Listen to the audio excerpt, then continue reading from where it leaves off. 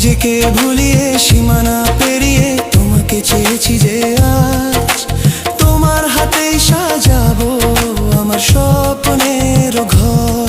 আমি তোমার প্রেমে পড়ে দুনিয়া ভুলে গেছি, তোমার ওই মায়াবী হাসি আমি দেখতে ভালোবাসি।